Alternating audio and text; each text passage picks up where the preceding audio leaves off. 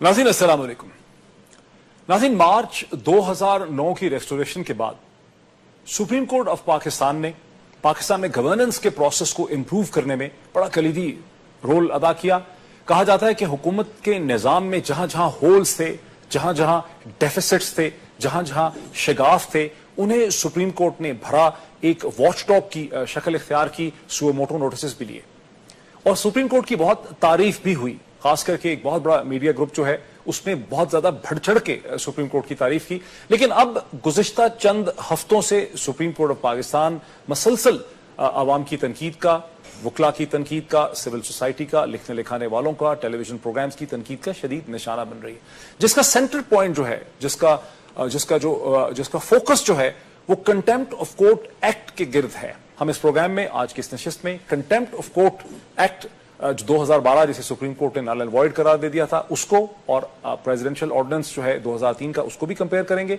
पाकिस्तान के अंदर डेफेमेशन के लॉज को भी हम कंपेयर करेंगे कि पाकिस्तान के कॉमन सिटीजन को डेफेमेशन लॉज में किस किस्म की प्रोटेक्शन है और सीनियर जज साहिबान को किस किस्म की प्रोटेक्शन इसमें हासिल है। इन तमाम इश्यूज पे ज्वाइन करने के लिए आई एम ऑनर्ड कि मुझे स्टूडियोज में ज्वाइन कर रहे हैं पाकिस्तान के साबका सदर और पाकिस्तान के distinguish legal and constitutional expert जनाब वसीम सजाद साहब। Sir, very warm welcome to you. I am so grateful that you could join us. Waseem Sajjad साहब के साथ ही तशरीफ रखते हैं सीनियर सुप्रीम कोर्ट के एडवोकेट और साबिक नायब सदर सुप्रीम कोर्ट बार एसोसिएशन जनाब इकराम चौधरी साहब। Sir, very warm welcome to you.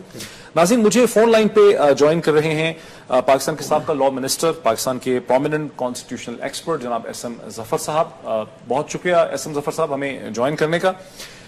और नाज़रीन, मुझे लाहौर से वीडियो लिंक से पाकिस्तान के एक उभरते हुए यंग टैलेंटेड वकील जनाब साद रसूल साहब, जो कि कॉलमिस्ट भी हैं, हार्वर्ड लॉ स्कूल से उन्होंने कॉन्स्टिट्यूशन लॉ पढ़ा है, लिखते भी हैं, उनके कॉलम भी छपते हैं, वो मुझे ज्वाइन कर रहे हैं लाहौर से वीडियो लिंक से। वेरी वार्म वेलकम टू साद रसूल एज वेल।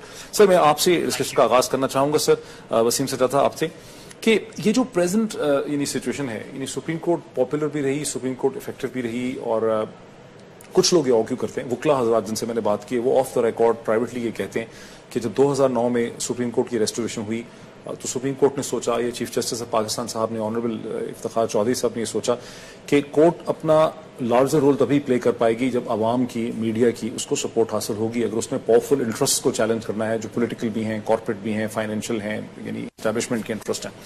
और ये रिलेशनशिप जो है किया। लेकिन आप देख रहे हैं कि वही जो पिलर ऑफ सपोर्ट थे, यानी मीडिया जो पिलर ऑफ सपोर्ट था, सिविल सोसाइटी और वकला बरादरी, अनप्रेसिडेंटेड जो है क्रिटिसिज्म हो रही है सुप्रीम कोर्ट पे। आप इसे कैसे देखते हैं? आप किस समझ, व्हाट वेंट रॉन्ग? देखिए जी, इस वक्त जो आपने सही फरमाया कि मीडिया एक बहुत पावरफुल वेपन के तौर पे उभरा है, और इससे कबल और पाकिस्तान के शुरू के जो साल थे उसमें मीडिया की थोड़ी सी भी किसी पेंडिंग मामले पे अगर कोई बातचीत होती थी, कोई लिखा जाता था, मैं क्रिटिसिज्म की बात नहीं करता हूँ, 50s और 60s में, तो उसको बड़ी सख्ती से उसका नोटिस लिया जाता था। और एक असूल था कि भी जो पेंडिंग मामलात होंगे उस पर कोई अखबार में नहीं लिखा जाएगा। उस वक्त तो टेलीविजन नहीं होता था, और ये सूरत हाल काफी अरसा तक रही, और कंटेम्प्ट ऑफ कोर्ट के कानून को इस्तेमाल किया जाता था बाकी चीजों के अलावा, इसलिए भी कि अदालत के अंदर जो मामलात हैं उनको अदालत के बाहर किसी सूरत भी डिस्कस ना किया जाए। यानी इन अदर वर्ड्स में है कि उस जमाने की जो अदालतें हैं 1950-60 की दहाई की, वो पॉपुलिज्म भी सीख नहीं करती थी। जी, पॉपुलिज्म तो कभी भी अदालत का एक मंशा नहीं होता, और जो कोड ऑफ कॉन्डक्ट है जजेस का, उसमें भी लिखा हुआ है कि जज को पब्लिसिटी सीख नहीं करनी चाहिए, तो ये तो शुरू से असूल है।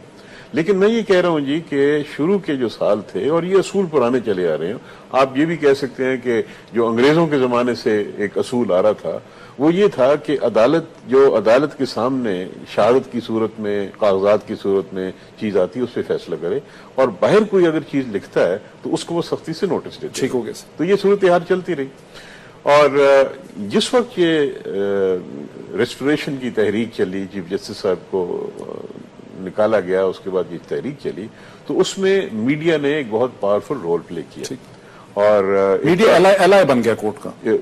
मैं कहूंगा जी कि एक तहरीक का एलाय बन गया, और उसने जुडिशरी की बहुत सपोर्ट की, और उसके बाद मैं समझता हूं कि वो जो असूल थे, जो हदूद थे, जो एक अदालत को चाहिए होते हैं या एक जुडिशल निजाम को चाहिए होते हैं, वो हदूद कायम नहीं रह सके। اور اب یہ آپ دیکھتے ہیں کہ عدالت کے اندر وہ بیٹھے ہوتے ہیں جو پریس کے لوگ، وہ ٹکر بھی چلاتے ہیں، یعنی جو بھی آبزرویشن ہوتی ہے عدالت کی، حالانکہ کئی دفعہ عدالت کی آبزرویشن کوئی فیصلہ نہیں ہوتا، وہ ایک آبزرویشن ہوتی ہے، وقتی طور پہ سوالات پوچھتے ہیں، جواب لات لیتے ہیں، اس کا مطلب یہ نہیں ہوتا انہوں نے فیصلہ کر دیا، لیکن وہ ٹکر بھی چلتے ہیں۔ پھر ہر عدالت کی ایکشن کو بہت بڑھا چڑھا کے پیش کیا جاتا ہے، ہسٹورک ججمنٹس۔ جی ہاں، تو اس میں یہ ہے جی کہ عدالت شاید اس کو روک نہیں سکی، اور یہ ایک ایسی صورتحال بن گئی ہے کہ وہ میڈیا نے فریلی اس پہ بات چیت کرنی شروع کی۔ پھر یہ صورتحال آئی جی کہ کرٹیسزم بھی شروع ہو گئی۔ اب جو کنٹیمپٹ آف کورٹ کا قانون ہوتا ہے، اس کے میں سمجھتا ہوں کہ 3 مقاصد ہیں۔ ایک تو یہ مقصد ہے کہ عدالت کا کسی حکم کی حکم عدولی نہ کی جائے، کوئی انکار کر دے، انکاری ہو جائے، یعنی اس کا عدالت کا ایک حکم ہوتا ہے، اس کو انفورس کرنا عدالت کا فرض ہے، کیونکہ اس کے بغیر عدالت تو بے معنی ہو جاتی ہے، دنیا بھر میں ہے یہ۔ دنیا بھر میں یہ اصول ہے۔ دوسرا یہ ہے کہ obstruction of justice۔ اچھا، گیلانی صاحب کو آپ اس کیٹیگری میں ڈالیں گے جہاں جی میں اس پہ آتا ہوں نا جی۔ دوسرا ہے obstruction of justice، یعنی کہ اگر کوئی گواہ کو پہ اثر انداز ہونے کی کوشش کی جائے، ڈرایا دھمکایا جائے، جج کو ڈرایا دھمکایا جائے، تو وہ دوسری کیٹیگری ہوگی۔ ٹھیک۔ تیسری ہے جس کو ہم آپ کہہ سکتے ہیں کہ جی کرٹیسزم۔ اب کرٹیسزم کے بارے میں باہر جو ہم دیکھ رہے ہیں دنیا میں قانون ہے، وہ یہ ہے کہ کرٹیسزم پہ عدالت جو ہے وہ بڑی براڈ مائنڈڈنس سے اور اس کا مقابلہ کرتے ہیں، اور اس میں یہ ہے کہ لیگل جرنل بھرے ہوتے ہیں جس میں کرٹیسزم کی جاتی ہے، اخبارات میں کی جاتی ہے، لیکن اس میں کوئی موٹیویشن نہ کی جائے، یعنی کوئی یہ نہ کہا جائے کہ اس کا کوئی پرسنل موٹیو ہے اس میں، یا جج پہ کوئی ذاتی حملہ نہ کیا جائے۔ لیکن اس کے علاوہ بہت کرٹیسزم ہوتی ہے، اور اس کرٹیسزم کا مقصد یہ ہوتا ہے کہ بہتری لائی جائے۔ اگر فیصلے میں کوئی خامی رہ گئی ہے، اس کی امپلیکیشن پہ غور نہیں کیا گیا، اس کی جو پریسیڈنٹس تھے اس پہ غور نہیں کیا جائے، کوئی کوتاہی ہو گئی، کوئی نظر انداز، آخر انسان ہوتے ہیں جج بھی، تو وہ کرٹیسزم کا مقصد یہ ہوتا ہے کہ بھی اس میں بہتری فیصلے سے تعلق ہوتا ہے، فیصلے سے تعلق کیس سے ہوتا اور ہے، ڈیسیژن سے تعلق ہوتا ہے۔ اور اس کا یہ ہوتا ہے جی کہ دنیا بھر میں جب کرٹیسزم ہوتی ہے، اور جس طرح میں نے آپ کو کہا کہ ایکیڈیمک جرنل بڑے ہوتے ہیں، ایک فیصلہ آتا ہے اس میں بہت سی کرٹیسزم ہوتی ہے۔ مجھے سر موقع دیجیے ایس ایم ظفر صاحب کو بھی میں اس میں شامل کر سکوں۔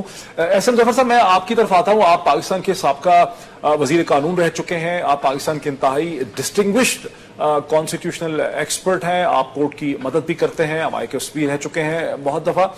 آپ کیا ہمیں ایکسپلین کریں گے کہ جب میڈیا نے عدالت کے اندر ہونے والے کامنٹس کو، وہاں کی کانورزیشنز کو، وہاں جو بھی بات کی گئی اس کو وربیٹم رپورٹ کرنا شروع کر دیا، اس پہ ڈسکشن کرنی شروع کر دی، اس کے ٹکر بنائے، اس کی ہیڈ لائنز بنائی، عدالت کے پورے پروسیس کو پاکستان کے میڈیا نے سینسیشنلائز کر دیا، ہر ججمنٹ کو ہسٹورک ججمنٹ کہا گیا، اس کے بعد آنے والے فیصلے کو اس سے بڑا ہسٹورک ججمنٹ کہا گیا، عدالت عظمیٰ کے باہر کھڑے ہو کے بلڈنگ کے یہ اعلانات کیے گئے، یہ بیپر دیے گئے۔ تو عدالت اس پروسیس کو، اس رینڈم کائیوٹک پروسیس کو جو کنونشن نہیں تھا دنیا بھر میں کانسٹیٹیوشن کورٹس کا، عدالت عظمیٰ کا، اس سے عدالت روک کیوں نہیں سکی؟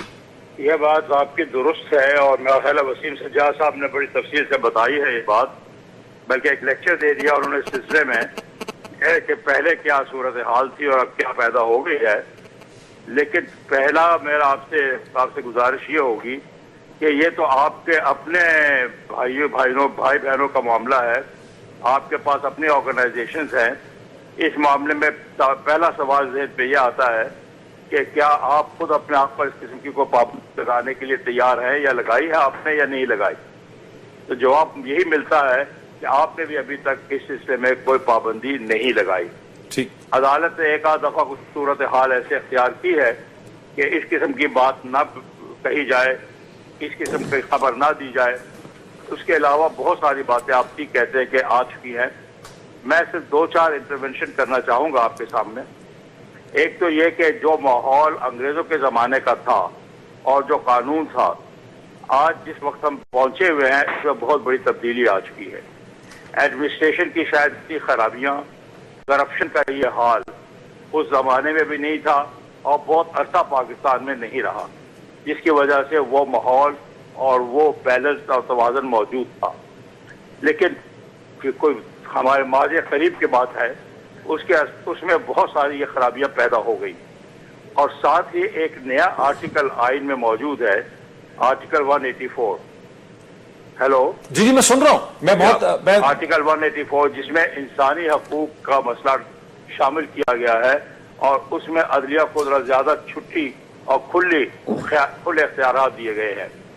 ह्यूमन राइट्स के इस इशू को सामने रखते हुए, जो कि पहले गवर्नमेंट ऑफ इंडिया एक्ट 1935 में भी नहीं था और बाद के बहुत सारे दसातीर में भी नहीं था, इसको सामने रखते हुए जब अदलिया बहाल हुई है एक अवामी तहरीक के वजह से, तो अदलिया में ह्यूमन राइट्स सेल बहुत फाल हो गया। ठीक। और ह्यूमन राइट्स सेल के फाल होने की वजह से वो बहुत सारे स्कैंडल और स्कैम जिनका ताल्लुक करप्शन से था, और जिस पर मैं तो कम से कम जरूर कहा करता था कि मुझे खुशी है कि अदलिया हमारी करप्शन के मामले में जीरो टॉलरेंस रखती है। लेकिन बात जब बहुत आगे चलती चली गई तो हर अच्छाई में खराबियां पैदा हो जाती हैं। इससे फिर आगे यह खराबी पैदा हुई कि सिर्फ फाइनेंशियल मामलात में नहीं बल्कि बहुत सारे और मामलात में भी अदलिया ने दखल देना शुरू कर दिया, जो कि ओवर स्ट्रेच है इस पर्टिकुलर प्रोविजन की 184 की। और ये आप बात बिल्कुल दुरुस्त है कि अदलिया के पहले दो मामला जिनका जिक्र वसीम भाई ने किया है उस पर तो हमें कोई एतराज नहीं है किसी को। ये तीसरा ही है जहां वो कहते हैं कि अदलिया स्कैंडलाइज हो रही है। ठीक। तो आप ये देखिए कि हमारे यहाँ एहतियात की जुबान कितनी खत्म हो गई है। ठीक। आप सियासतदानों के एक दूसरे के ऊपर इल्जाम सुने तो आपके कान पक जाएंगे, बल्कि आपका मुंह लाल हो जाएगा। ठीक। कि ऐसे ऐसे अल्फाज एक दूसरे के लिए इस्तेमाल करते हैं जी जी कि अब तो मुकदमात तक मामला पहुंचने वाला है। बिल्कुल सही। तो ये जो बद एहतियाती है इसको भी काबू करना बड़ा जरूरी होता है। और अब आपने पूछा, ये भी आपने कहा कि ये कुछ अरसे से क्रिटिसिज्म हो रही है। ये क्रिटिसिज्म बड़ी वाज़ेह है, इसकी वजह भी बड़ी क्लियर है मेरे जहन में। और उसकी वजह यह है कि ये कार्रवाई जो इंटरफेरेंस की थी वो होती रही, जबकि पहले इलेक्शंस के मुतालिक ख्याल था कि अभी तक अवाम की हुकूमत नहीं आई। अब लोगों का ख्याल है कि हुकूमत आ गई है, बहुत सारे मामला हुकूमत को खुद डील करने चाहिए। अदलिया को अब उसमें से अपने आप को आहिस्ता आहिस्ता दूर कर लेना चाहिए। एहसन साहब मेरे साथ रहिए। ये बड़ा ही दिलचस्प और आपने ओरिजिनल एक पॉइंट यहां पे रेज किया। मैं थोड़ा सा इसे क्विकली अगर स्टूडियो में थोड़ा सा आगे मैं बढ़ा लूं। इकराम चौधरी साहब, ये एनालिस्ट ये भी कह रहे हैं कि ऑनरेबल जस्टिस जो है वो रियलाइज नहीं कर रहे कि मई 2011 के इलेक्शन के बाद पाकिस्तान में एक नई हुकूमत भी है जो पहले से कहीं ज्यादा फंक्शनल है, जिसकी गवर्नेंस के बारे में बेहतर उम्मीदें हैं, एक्सपेक्टेशंस हैं, ट्रैक रिकॉर्ड भी बहुत अच्छा है, और एक ऑपोजिशन भी बड़ी मुख्तलिफ किस्म की है जिसने बहुत ज्यादा वोट लिए हैं। एक नई जमात है जो खड़ी हुई है, और जो पिछला एक तरह से पॉलिटिकल ऑर्डर था वो किसी हद तक डेसिमेट हो गया। कोर्ट एडजस्ट नहीं कर पा रही इस नए पॉलिटिकल माहौल के अंदर। मेरा ख्याल है कि मैं शायद इससे एग्री न करूं जी कि एडजस्ट नहीं कर पा रहे। दरअसल वो एक स्कीम या एक जो भी एक सतह थी 2007 के बाद, खासतौर पर 2009 के बाद वो बरकरार रखने की एक कोशिश जारी है। क्या सतह है जिसे बरकरार? पर्टिकुलरली पब्लिक इंटरेस्ट लिटिगेशन जो है ठीक वो उभर के सामने आई, और करप्शन केसेस और जो स्कैम्स हैं मेरा ख्याल पूरी कौम के सामने हैं। उसका तस्वीर नोटिस भी हैं बहुत सारे, लेकिन बहुत सारी एप्लीकेशन यानी पटिशंस भी हैं 184(3) खासतौर पे सुप्रीम कोर्ट के अंदर। लेकिन ये मामला सुप्रीम कोर्ट से आगे हाई कोर्ट्स की हद तक भी बाकायदगी से जारी है और जारी रहा। और उसमें आपने देखा अगर मिसिंग पर्सनस के केसेस हैं, लाल मस्जिद का मामला था, इसी तरह बेनज़ीर की इशू जो है वो बलूचिस्तान हाई कोर्ट ने उसके मर्डर के हवाले से एक एक्शन लिया क्योंकि उस पर कोई कार्रवाई नहीं हो रही। इससे कॉम्प्लिकेशंस पैदा हुई। मैं ये समझता हूँ कि ये इस कदर इन्फ्लक्स है मुकदमात का और इश्यूज का कि उसमें से निकलने के लिए यकीनन एक वक्त दरकार है। कोशिश तो हुई कि ये मामलात जो हैं बेहतरी की तरफ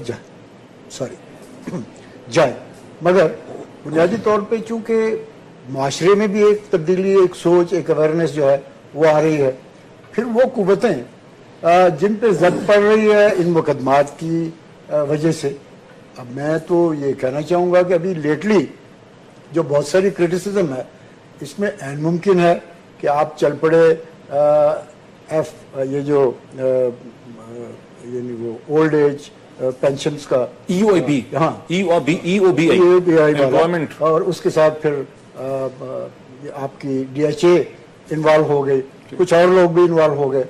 تو وہ کرا رہے ہیں, آپ سمجھتے ہیں کہ DHA میں یہ ایک اوپینین, یہ ایک بات جو ہے یہ چل رہی ہے کہ شاید اس میں وہ قوتیں بھی ہوں جو محسوس کرتی ہیں کہ ان کی وہ جو امپائر ہے شاید اس کو ڈسٹرب کرنے کی ایک دانستہ کوشش ہے. میں اس کو ادروائز شمار کرتا ہوں. میں یہ سمجھتا ہوں الیکشن کے بارے میں بھی شکوک ہے, الیکشن کے بارے میں تو بات ہوئی, وہ تو سب کے سامنے ہے, کیونکہ نوٹسز نہ ہونا دوسرے کینڈیڈیٹس کو بہت بڑی ایشو بن گیا, حتیٰ کہ عمران خان اس حد تک آ گئے کہ کنٹمپٹ کی ایشو جو ہے وہ اب سپریم کورٹ کے سامنے آ گئی. لیکن میں ایک بات پھر کہنا چاہوں گا کہ یقیناً ہمارے نظام عدل میں عدالتوں کو ایک توازن تو ہر صورت برقرار رکھنا ہوتا ہے, کیونکہ وہ توازن ہی عوامی اعتماد اور احترام کا بنیاد مہیا کرتا ہے. یہ وقت کی ضرورت ہے, کیونکہ فیکٹرز کچھ بھی ہوں, قوتیں کچھ بھی ہوں, اس کو ڈسلائز کرنے کے لیے دیکھیں نا بہت سارا. میں ایک بریک لے لوں, بریک کے بعد اس ڈسکشن کو کنٹینیو کرتے ہیں. ہمارے ناظرین ابھی تک سعد رسول صاحب بھی ہمیں پارٹیسپیٹ نہیں کر سکے ڈسکشن میں لاہور سے, ان کو بھی ہم اس ڈسکشن میں شامل کرتے ہیں. ایک بریک لیتے ہیں, بریک کے بعد ڈسکشن کو آگے بڑھاتے ہیں.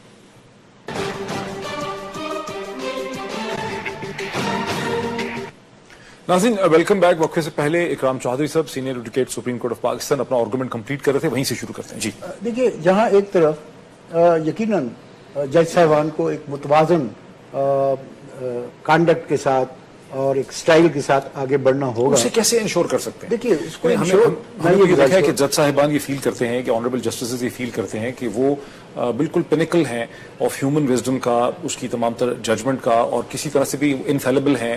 یعنی باقی سب لوگ تو غلط ہو سکتے ہیں لیکن وہ غلط نہیں ہو سکتے. وہ یہ ماننے خیال ہے کہ یہ ویو اس کو یقیناً ہمیں ریویو کرنا ہوگا, اس سے ریویو کرنا ہوگا. کیسے کریں گے ہم؟ کوئی بھی فالبل نہیں ہے. دیکھیں وہ کوئی اس کے لیے ایسا اسٹینڈرڈ فارمولا ہمیں ضرورت نہیں. آپ تو اکثر کورٹ میں جاتے ہوں گے اپنے کیسز میں, آپ نے دیکھا ہوگا کہ ہم مسلسل یہ سنتے ہیں کہ سینئر سول سرونٹس, ایجنسیز کے لوگ جو کارپوریشنز کو ہیڈ کرتے ہیں, فیڈرل سیکرٹریز ہیں, پالیٹیشنز ہیں, انہیں بینچ سے بہت ہی رف طرح سے ان کو ٹریٹ کیا جاتا ہے, بڑے حد تک سے ان کو ٹریٹ کیا جاتا ہے. یعنی لوگ ملزم نہیں ہوتے ہیں, ان پہ الزام بھی کوئی ٹھیک طرح سے نہیں ہوتا ہے, انہیں کوشچن پوچھنے کے لیے بلایا جاتا ہے. وہ کوئی فیڈرل سیکرٹری ہوتا ہے, کوئی ایڈیشنل جوائنٹ سیکرٹری ہوتا ہے, کوئی کسی آرگنائزیشن کی کارپوریشن کو ہیڈ کر رہا ہوتا ہے, کوئی CDA کو ہیڈ کر رہا ہوتا ہے, کوئی کسی اور باڈی کو ہیڈ کرتا ہے, اور انہیں بڑے ہی حد تک آمیز طریقے سے ان کو وہاں پہ. میرا یہ خیال ہے کہ یہ کمپلین مسلسل ہے.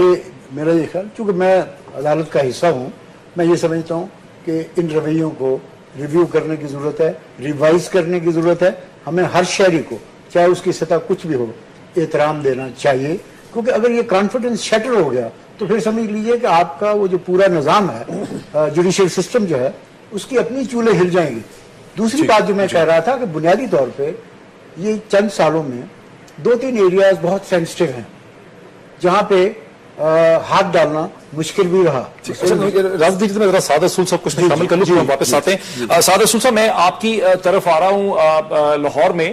ابھی آپ نے سنا کہ اکرام چودھری صاحب نے اس خدشے کا اظہار کیا کہ EOIB کا جو کیس تھا اور جو ڈیفنس ہاؤسنگ اتھارٹی DHA کے کیسز تھے, جہاں کی عدالت نے اور مسنگ پرسنز, وہاں پہ حکم دیا کہ DHA کے فنڈز کو کانفسکیٹ کر لیا جائے, اکاؤنٹس کو کانفسکیٹ کر دیا جائے.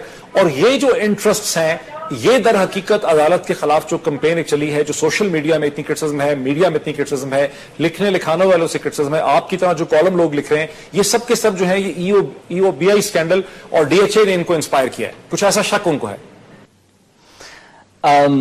سب سے پہلے تو جی جو میرے یہ سینئر وکلا سب ہیں, میں ان سے اگری کرتا ہوں, ان کی بہت عزت ہے. لیکن میرے خیال میں یہ جو کرٹیسزم آف دا کورٹ ہے, یہ EOBI کے اسکیم جو کہ صرف 2-3 ہفتے پہلے یا 4 ہفتے پہلے آفٹر الیکشن شروع ہوا, اس کے یہاں سے کرٹیسزم آف دا کورٹ شروع نہیں ہوئی. جو کرٹیسزم ہے کورٹ کی ان لوگوں کی طرف سے جو کہ آہستہ آہستہ کورٹ سے تھوڑا سا دور ہو گئے یا ڈسولوشن ہو گئے, یہ پروسیس 2009 کی ریسٹوریشن کے تھوڑے عرصے بعد ہی شروع ہو گیا تھا. اس کے اندر کی سب سے ضروری بات میرے خیال میں یہ ہے کہ رول آف لا کی جو موومنٹ تھی, لائرز کی movement was a rule of law کی movement. It was not just کہ اس میں ہم ریسٹوریشن آف ججز چاہتے تھے, بلکہ ایک ایسا قانون چاہتے تھے جس کے سامنے تمام لوگ ایکول ہوں, سب لوگ برابر ہوں. تو کچھ لوگ وکلا برادری کے اندر بھی اور سوسائٹی کے اندر بھی ایسے لوگ ہیں جو کہ اس ایکوالٹی کی موومنٹ سے ڈسولوژن ہو گئے ہیں. ان کا خیال ہے کہ کورٹ شاید صحیح طریقے سے ایکوالٹیز پہ فیصلہ نہیں کر رہا اور ٹریٹ ڈفرنٹ لوگوں کو ڈفرنٹ طریقوں سے کر رہا ہے. उन लोगों ने अपनी क्रिटिसिज्म शुरू की जो कि 2009 के बाद से शुरू हो गई, और उनमें बहुत से कॉलम नवीस भी हैं और दीगर वकला भी हैं, और ये सिर्फ EOBI के मूवमेंट से शुरू नहीं हुई। दूसरी बात यह कि आपने भी स्पेसिफिकली बात की EOBI की, और इस तरह का क्रिटिसिज्म आता रहा है कुछ कॉलम नवीसों के बारे में कि शायद क्योंकि वो पहले EOBI के वकील रह चुके हैं तो शायद इसलिए उनका कोई बाबर सत्तार साहब की तरफ इशारा, बाबर सत्तार की तरफ, जी बाबर सत्तार की तरफ। तो मैं ये बताता चलूं जी कि तमाम वकला अपने करियर के अंदर डिफरेंट मौकों पर डिफरेंट कंपनीज को रिप्रेजेंट करते हैं, और बल्कि किसी भी क्राइम को रिप्रेजेंट करना या किसी क्रिमिनल को भी रिप्रेजेंट करना फौजदारी के अंदर उस क्रिमिनल का फंडामेंटल राइट है। जस्ट बिकॉज लेट्स से, और मैं ये नहीं कह रहा कि EOBI क्रिमिनल है, मैं ये नहीं कह रहा कि DHA क्रिमिनल है, मैं ये भी नहीं कह रहा कि वो नहीं है। ड्यू प्रोसेस के अंदर लॉ की ये रिक्वायरमेंट है कि हर बंदा, बेशक वो क्रिमिनल हो या ना हो, उसको ड्यू प्रोसेस ऑफ लॉ मिले, उसे रिप्रेजेंटेशन मिले, और उसके वकील को रिप्रेजेंट करने की वजह से वो वकील जो है गिल्टी नहीं हो जाता।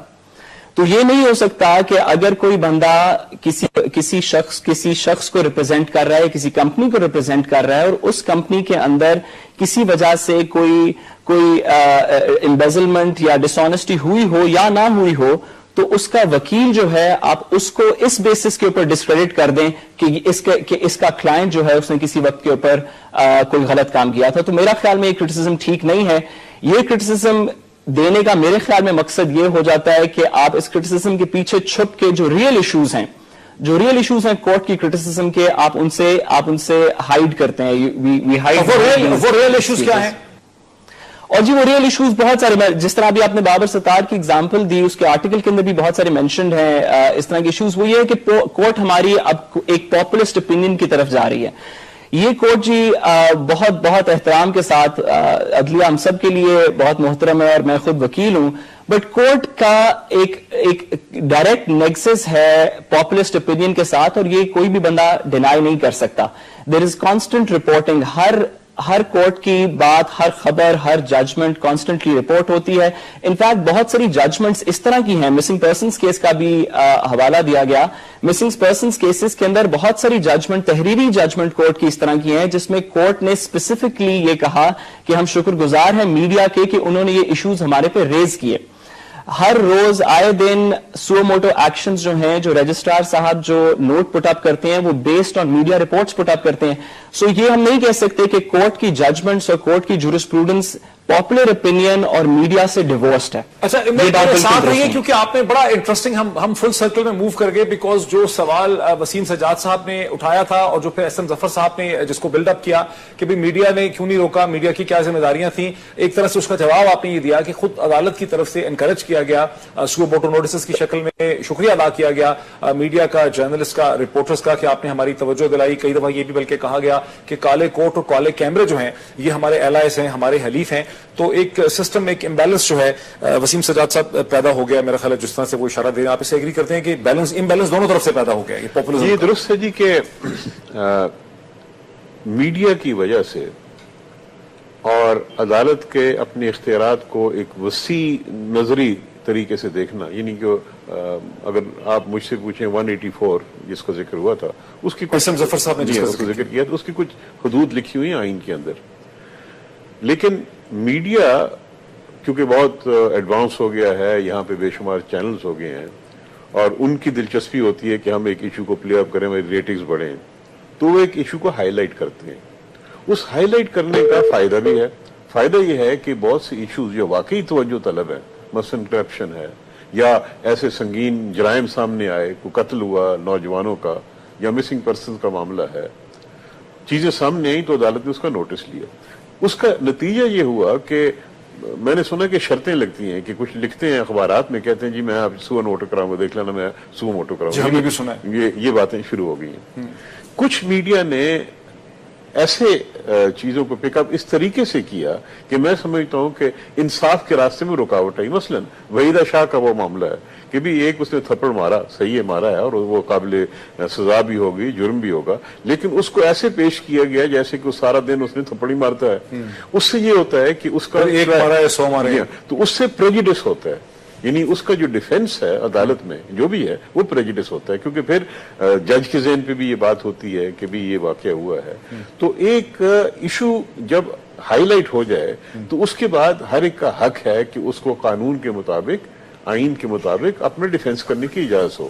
لیکن جب ایسے صورتحال پیش کر دی جائے کہ عدالت بھی اس سے متاثر ہو اور وہ اپنے راستے میں رکاوٹ محسوس کرے تو پھر میں سمجھتا ہوں. سر یہ جو جس طرح سے یعنی بینچ کی طرف سے جب ایک دو جملے کہے گئے بابر ستار صاحب کے بارے میں، اور اس کے بعد پاکستان کے میڈیا نے، بہت بڑا میڈیا ہاؤس جو ہے اس نے بابر ستار صاحب کی کیریکٹر اسیسینیشن پورا دن جاری رکھی، پورا دوپہر شام رات تک کہ بھی بابر ستار تو ای او بی آئی کے وکیل نکلے، ایز ایف کہ ای او بی آئی کا وکیل ہونا جو ہے وہ کوئی جرم تھا یا بابر ستار نے کوئی پیسے لیے ہیں کوئی جرم ثابت ہو گیا.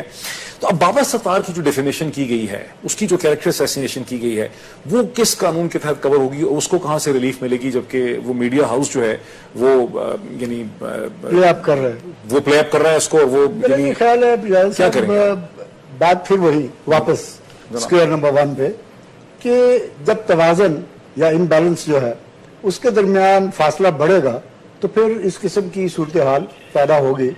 اور وہ رہا معاملہ کہ اس کا ازالہ کیا ہو، ازالہ تو پھر یہ پبلکلی جب آپ کرٹیسائز ہوئے یا کسی طرح سے بھی آپ کی ہیومیلیشن ہوئی تو پھر اس کو میک اپ کرنا شاید مشکل ہو جائے گا. آپ نے دیکھا بارہا اخبارات میں ایک خبر چلتی ہے کسی کے حوالے سے اور پھر معذرت جو ہے وہ بھی 5-7 لائنوں کی، شاید وہ کوئی پڑھتا بھی نہیں. میرا یہ خیال ہے کہ یہ اسی طرف میں نے پہلے بھی اشارہ کیا تھا کہ ہمیں عدالتوں کے اندر ایک توازن پیدا کرنے کی ضرورت ہے. اور یہ بات توازن کیسے پیدا کریں گے؟ اب احسن ظفر صاحب بھی ہمارے ساتھ میں پھر یہ بات کہہ رہا ہوں کہ یہ آج نہیں، اچھا یہ بات میں پچھلے چند سالوں میں بار بار کہہ رہا ہوں. وہ توازن یہ ہے کہ ایک تو عدالت کے اندر بہت سارا جو کمنٹ ہو رہا ہے، بہت سارے جو بعض اوقات اسٹرکچرز کی حد تک بات چلی جاتی ہے. میرا یہ خیال ہے کہ اس کو with in ethics, with in وہ ایتھکس اور وہ کنڈکٹ جو واقعی ایک جج کے لیے تقاضا کرتا ہے اس کو آپ امپروو کریں گے. اور یہ کرنا پڑے گا ہمیں، کیونکہ اگر ایسا نہیں ہوگا تو یہ کرٹیسزم جس طرح اس وقت میڈیا میں آ گئی تو میرا یہ خیال ہے کہ اب تو صورتحال اتنی بگڑ گئی ہے. مجھے ذرا میں سمجھ گیا آپ کی بات. میں احسن ظفر صاحب، میں آپ کی چونکہ لائن ڈراپ ہو گئی تھی، میں آپ کی طرف آنا چاہ رہا تھا کہ ایک تو توازن کا ایشو ہے جس کی طرف اکرام چودھری صاحب جو ہیں وہ بار بار توجہ دلا رہے ہیں اس نشست کے اندر، لیکن دوسری طرف جو کنٹمپٹ آف کورٹ کا ایکٹ ہے، ہم دیکھتے ہیں کہ جنرل مشرف صاحب کا جو ایک یوسرپر تھے، انہوں نے پریزیڈنشل آرڈیننس بنایا 2003 کا، اور میں نہیں ان کو یوسرپر کہہ رہا، عدالتیں بار بار ان کو یوسرپر کہہ رہی ہیں، پالیٹکس میں لوگ ان کو یوسرپر کہہ رہے ہیں، پورا معاشرہ ان کو یوسرپر کہہ رہا ہے. لیکن جو ہم نے آرڈیننس بنایا ہوا ہے کنٹمپٹ آف کورٹ کا، وہ اس یوسرپر کا بنایا ہوا ہے جسے 2012 کی جولائی میں سپریم کورٹ آف پاکستان نے دوبارہ سے کنفرم کر دیا، ری افرم کر دیا. اور جو پارلیمنٹ نے یعنی نیشنل اسمبلی اور سینٹ نے جو ایکٹ بنا کے بھیجا کنٹمپٹ آف کورٹ ایکٹ 2012، اس کو عدالت عظمیٰ نے اسٹرائک ڈاؤن کر دیا. اس کا کیا سولوشن ہے سر؟ What is the way forward? میرا خیال ہے کہ اب ہمارا موضوع اس مقام پہ پہنچا ہے جس کو میں سب سے اہم کہوں گا کہ عدلیہ کس طریقے سے توازن قائم کرے اپنے موجودہ صورتحال میں. یہ توازن قائم کرنے کے لیے عدلیہ نے از خود ضرور فیصلہ کرنا ہوتا ہے، لیکن ہماری جانب سے بھی اور آپ کی جانب سے بھی عدلیہ کو اس سلسلے میں تعاون کرنے کی ضرورت پڑ جاتی ہے، کیونکہ عدلیہ بھی جس طرح ذکر کیا گیا، اور صحیح بات ہے کہ وہ بھی بشر ہیں، انسان ہیں، ان کو گائیڈنس کی انہیں کی ضرورت پڑتی ہے. They are not the people who know everything. تو پوزیشن یہ ہے کہ عدلیہ نے جہاں تک دخل دی ہے اس کو تو عوام نے بھی برداشت کیا ہے، پسند کیا ہے، اور میرا خیال ہے کہ اس سے بہت ملک کو بھی فائدہ ہوگا. لیکن جب عدلیہ تمام سوشل ایونٹس کو درست کرنے کی کوشش کرے، جو کہ معلوم ہوتا ہے کہ ہماری موجودہ عدلیہ کر رہی ہے، تو اس کا نتیجہ وہ ہوگا جو اب آپ دیکھ رہے ہیں کرٹیسزم کی صورت میں. میں صرف یہ کہنا چاہوں گا اب عدلیہ اپنے آپ کو کرپشن کے معاملے تک محدود رکھے، تمام سوشل ایونٹس کو درست کرنے کی کوشش نہ کرے، اور اس نئے فیصلے سے جو یونائٹڈ اسٹیٹس آف امریکہ کی سپریم کورٹ نے دیا ہے اس سے استفادہ حاصل کریں، جس میں انہوں نے کہا ہے، ابھی لیٹسٹ ججمنٹ ہے سپریم کورٹ آف امریکہ کی، کہ عدلیہ کو سوشل ایونٹ تمام ختم کرنے کا کوئی حق نہیں ہے، یہ عوام نے اور عوام کے نمائندوں نے ٹھیک کرنا ہوتا ہے. عدلیہ سے ان معاملات میں دخل دے جو بہت اہم معاملات ہوتے ہیں. یہ وقت آ گیا ہے کہ اب ہماری سپریم کورٹ اپنے آپ کو اس معاملے میں پیچھے لے جانے کی کوشش کرے. مثلاً یہ مسئلہ جو ہے کہ پتنگ کس طرح اڑانی ہے نہیں اڑانی، एडमिनिस्ट्रेशन का काम है। चीनी की क्या कीमत होनी चाहिए, कोयटे में लॉ एंड ऑर्डर किस तरह नाफिज किया जाए, ये तमाम मामला अब अदलिया के इख्तियारात में नहीं होने चाहिए और अदलिया इस पर खुद कदम लगा सकती है। साहब ब्रेक से पहले आप कंटेम्प्ट ऑफ कोर्ट का भी है जी। दूसरा मसला जो और भी बहुत ज्यादा जरूरी है जी। वो ये है कि अदलिया अदालत में बहुत सारे जो लाउड स्पीकिंग करते हैं, जिसके बड़ा जिक्र किया अभी कि वो फैसले नहीं होते, वो कम से कम करें। हमने जिन अदालतों में काम किया है और जिन अदालत का हमारे दिलों में बहुत एहतराम है, हम एक अदलिया के इंस्टीट्यूशन का भी एहतराम करते हैं और कुछ उसमें जो शख्सियात होते हैं उनका भी अलग एहतराम करते हैं। उन शख्सियात का जिनका मैं जिक्र कर रहा हूँ कि हम बहुत एहतराम करते थे और करते हैं आज तक भी, उन्होंने अपनी जुबान बहुत कम खोली, अगर खोली तो किसी कानूनी मसले पर खोली, और जब वो बात करते थे तो हम वाकई महसूस करते थे कि वो ऐसा नुक्ता है कि जो हमारे जहनों में नहीं आया। तो इस किस्म के हालात जब तक ना अदलिया खुद अपने आप पैदा करेंगे, उनके लिए भी बड़ी मुश्किलात आएंगी। तो अच्छा किया आपने ये मौजूद छेड़कर अदलिया तक ये बात पहुंचनी चाहिए कि अब वक्त आ गया है कि वो थोड़ी सी वापसी की जानिब कदम उठाएं और हर सोशल इवेंट को दुरुस्त करने की कोशिश न करें। ये हमने अपने आप ठीक करना है। अगर अवाम ने अपनी हालत खुद न बदली तो कोई एक इंस्टीट्यूशन इसको नहीं बदल सकती। मेरे साथ रहिए, मुझे एसएम सफर साहब मुझे ब्रेक लेने दीजिए। आपका बड़ा यानी क्लियर मौकफ जो है वो मेरे सामने आ चुका है। मैं इस बात को आगे बढ़ाता हूं after the break.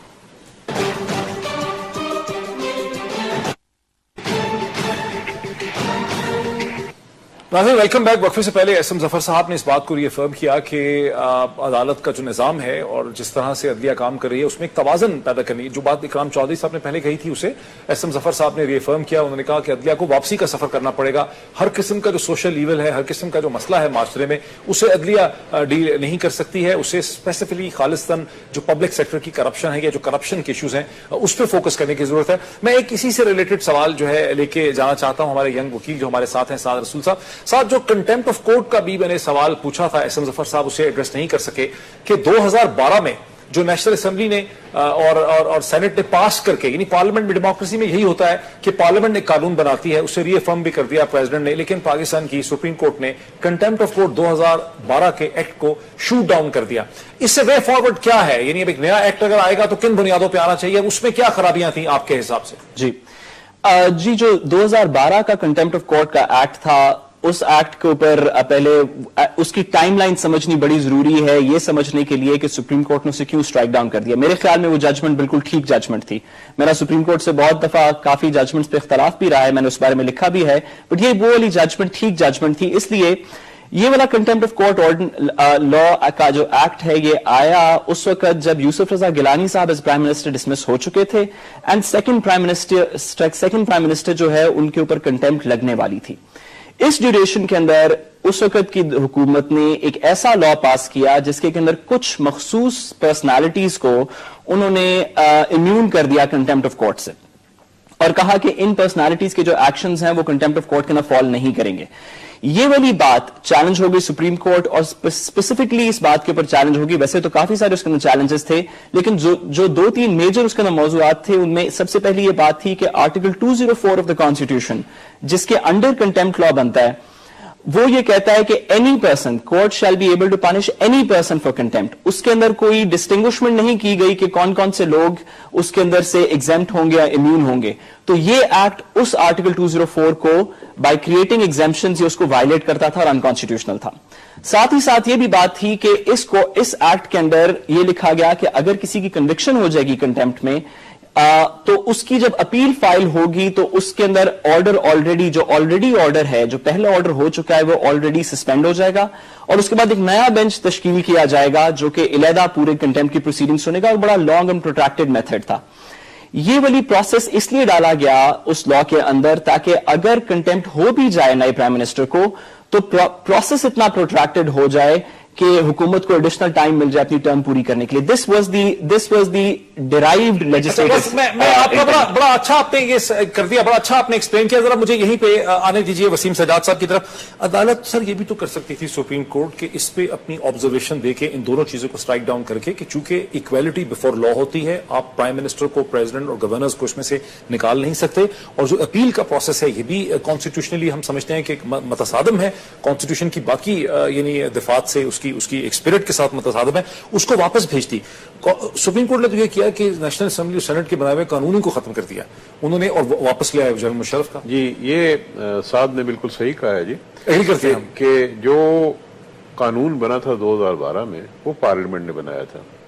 Supreme court میں جب یہ معاملہ آیا تو انہوں نے نشاندہی کی کہ بھی یہ جو شکیں ہیں یہ آئین سے متصادم ہیں اور ان کو انہوں نے صحیح طور پہ سیٹیسفائڈ کر دیا. اس کے بعد مناسب یہ ہوتا ہے کہ یہ معاملہ دوبارہ پارلیمنٹ میں جاتا ہے, لیکن ایسا نہیں ہو سکتا. اور سپریم کورٹ کی جو ہدایات تھیں یا ان کی جو آبزرویشن تھی اس کی روشنی میں پارلیمنٹ اس کو دوبارہ کنسیڈر کرتی. آج جو قانون ہے 2003 لیکن ایسا کیوں نہیں ہوا؟ جی یہ سپریم کورٹ نے فیصلہ کیا اور میں سمجھتا ہوں کہ مناسب یہ ہوتا کہ وہ واپس چلا جاتا. آج جو قانون 2003 جس کا آپ ذکر کر رہے ہیں اس کی پارلیمنٹری سینکشن نہیں ہے کیونکہ پارلیمنٹ نے اس کو ریپیل کر دیا تھا. آج اگر وہ موجود ہے تو سپریم کورٹ کے حکم کے تحت موجود ہے. تو یہ ایک ایسا قانون ہے جس کے پیچھے پارلیمنٹ کی فورس اب نہیں رہی, اب جوڈیشل آرڈر کے تحت وہ قانون انفورس ہے. جو آئین کا جو ڈھانچہ ہے اس کے مطابق مجھے نظر نہیں آتا یہ چیز. دیکھیں یہ بڑا بریلینٹلی انہوں نے اس کو ایکسپلین کر دیا کہ جو 2003 کا پریزیڈینشیل آرڈیننس ہے جسے کہ پاکستان کی پارلیمنٹ ختم کر چکی ہے وہ صرف سپریم کورٹ کے حکم کے تحت ایک جوڈیشل آرڈر کے تحت کام کر رہا ہے, پارلیمنٹ کو واپس نہیں بھیجا. تو سپریم کورٹ نے یہ کیوں نہ کیا کہ اپنی آبزرویشن دے کے یہ کلیئر کر کے کہ جیسا کہ سعد رسول نے بڑا بریلینٹلی ایکسپلین کیا اور وسیم سجاد صاحب بھی کہ یہ دونوں چیزیں آپ کی غلط ہیں, اس کو آپ ٹھیک کریں اور ری سبمٹ کریں. ایسا کیوں نہیں کیا؟ میرا یہ خیال ہے کہ وہ جو فیز ہے جو پیریڈ ہے جس میں کانفلکٹ ہے جو کہ اس پر گیلانی صاحب almost on the verge of somehow being punished کیونکہ وہ ڈس اوبیڈینس. جی بالکل آپ کی طرف آ رہا ہوں میں, احسن ظفر صاحب میں آپ کی طرف آ رہا ہوں. ڈس اوبیڈینس ہی نہیں ہو رہی تھی بلکہ اعلانیہ اس کو پروموٹ کیا جا رہا تھا پبلکلی, اور سپریم کورٹ کے جو اس کا جو کانفیڈنس ہے اس کو شیٹر ولفل ڈیفائنس. اب میں جو بات کہنا چاہوں گا اس حوالے سے, پہلی بات تو یہ ہے کہ 2003 کا وہ آرڈیننس اس کو اگر تفصیلت دیکھا جائے تو بڑا کمپریہنسو ہے. Speaking for my self, even اگر ڈکٹیٹر نے بنایا اور رہا معاملہ یہ کہ واپس کیوں نہیں بھیجا گیا, تو میرا یہ خیال ہے کہ اس کی ایک ایک شک ایک دوسرے کے ساتھ ٹکرا رہی تھی اور آئین سے تو متصادم تھی ہی. پارلیمنٹ کا تو حق ہے نا قانون بنانا, اس کا رائٹ ہے. میں یہ گزارش کرتا ہوں کہ کیوں نہیں پارلیمنٹ نے وہی آرڈیننس اس کی امپروومنٹ کر کے آپ اس کو بہتر شکل میں قوم کے سامنے لے آتے تو یہ سارا تنازع پیدا نہ ہوتا. 2 منٹ ہے احسن ظفر صاحب کی طرف میں آتا ہوں. احسن ظفر صاحب اس کا اب سولوشن کیا ہے, وے فارورڈ کیا ہے کہ پارلیمنٹ نے جو جی میں اس بحث کو بائی پاس کرنا چاہتا تھا جی لیکن آپ نے چونکہ اس پر گفتگو شروع کر ہی دی ہے. جی وجہ اس کی یہ ہے کہ سپریم کورٹ کا اپنا بھی قانون موجود ہے جو ان کے رولز آف پروسیجر میں ہے کہ کنٹمپٹ آف کورٹ کے سلسلے میں کیا پروسیجر اڈاپٹ کرنا ہے اور کس طرح کارروائی کو چلانا ہے. اور اگر کوئی قانون بھی نہ ہو, نہ 2003 کا ہو نہ 2012 کا ہو, کوئی قانون بھی نہ ہو, تو یہ ایک سو جورس جوریڈکشن ہوتی ہے جس کا مطلب یہ ہوتا ہے کہ عدلیہ از خود ہر کنٹمپٹ کے معاملے میں اپنا پروسیجر اڈاپٹ کر سکتی ہے. تو یہ مسئلہ اب کہ وہ ہے یا نہیں ہے, پروسیجر کون سا فالو ہوا, اگر کوئی خرابی ہو گئی ہے تو پارلیمنٹ نیا قانون بنا لے اور اس پہلے نظیر کو سامنے رکھتے ہوئے کہ ایکویلٹی بفور لا ہونی چاہیے اس کے مطابق اپنا قانون بنا لے تو قانون چلے گا. جب تک نہ بنائے تو بہرحال سپریم کورٹ کے اختیارات اپنے رولز کے ماتحت موجود ہیں, انہرنٹ جوریسڈکشن کے ماتحت موجود ہیں. تو اکثر مسئلہ تو یہ ہے کہ سپریم کورٹ کے پاس یہ اختیارات ہونے چاہیے اور ہیں, اور اگر ہیں ہائی کورٹ کے پاس بھی رہیں گے اگر ہیں, کیونکہ یہ ایک عدلیہ کے ساتھ لازمہ ملزوم چیز ہے. یہ انڈیپینڈنس اس کے بغیر مینٹین ہو نہیں سکتی, اس کا اسپیرنگلی استعمال ہو. اور آج وقت آ گیا ہے کہ عدلیہ واپس کی جانب جائے. آپ اس جانب زور دیجیے, اس سے بہتری انشاءاللہ آئے گی. बहुत शुक्रिया एसएम जफर साहब हमें ज्वाइन करने का। यहाँ पे नाज़रीन हमारा वक्त जो है बिल्कुल खत्म हो गया। डिस्कशन बहुत ही दिलचस्प थी। मैं चाहता था इसको मजीद कंटिन्यू किया जाए लेकिन वक्त हमारा खत्म हो गया। इकराम चौधरी साहब आपका बहुत शुक्रिया, वसीम सजाद साहब आपका हमें स्टूडियो में ज्वाइन करने का बहुत शुक्रिया। इसी तरह लाहौर स्टूडियो से हमें ज्वाइन किया साद रसूल साहब ने। और नाज़रीन मैं इसी चीज पे इख्तिताम करता हूँ जिस चीज को रीअफर्म किया है, जिस पे रीअसर्ट किया एसएम जफर साहब ने कि ये वक्त है ऑनरेबल चीफ जस्टिस के सामने कि वो सोचें कि अदलिया जिस रास्ते पे चल पड़ी है, जितने ब्रॉड एम्बिट पे वो काम कर रही है, जितनी चीजों में उसने अपने आप को उलझा लिया है, उससे वापसी का सफर जो है वो शुरू करे। इस इशू पे हम यकीनन फिर भी बात करते रहेंगे। बहुत शुक्रिया। This program was brought to you by Light refreshing, Garshi Jam